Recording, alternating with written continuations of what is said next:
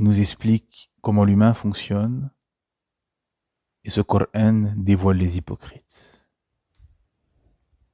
Si vous êtes dans ce cas, que vous m'écoutez, que vous êtes des tribalistes, des nationalistes, désavouez-vous, revenez à la croyance saine, revenez à l'islam authentique, sortez de cette croyance diabolique, de cette idole, de cette ruse diabolique, parce que finalement, c'est une ruse de shaitan, c'est-à-dire de tomber finalement dans le fait d'aduler, d'adorer, et de faire que l'alpha et l'oméga de ta vie et la pierre angulaire de ta vie, la boussole de ta vie soit ton état-nation, wal'iyadu billah.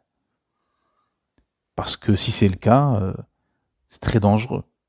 Très très dangereux, c'est un chemin très dangereux.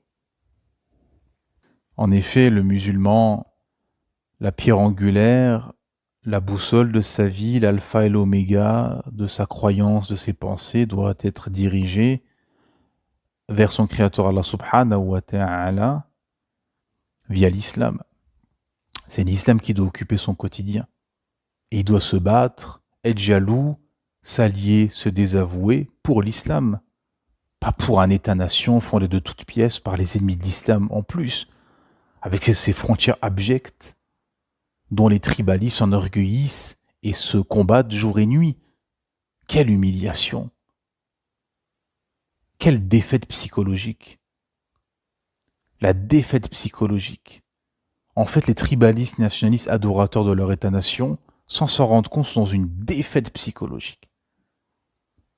Au lieu justement de retrouver la grandeur d'antan, celle qu'ils avaient avant la colonisation, et de retrouver l'idéologie qui leur a permis de dominer le monde, l'islam, de revenir à l'islam authentique. Et non, ils se sont engouffrés dans des États-nations avec frontières inventées par le maître colon, et ils s'enorgueillissent de cette dernière, et ils se battent, ils s'allient, ils se désavouent, et ils sont prêts à mourir pour ces idoles États-nations. Wal'iyadu billah. Mes frères et sœurs, l'honneur ne viendra que par l'islam. Le monde musulman a eu l'honneur et a dominé les autres civilisations et les autres peuples via et uniquement l'islam. Voilà. Et aujourd'hui,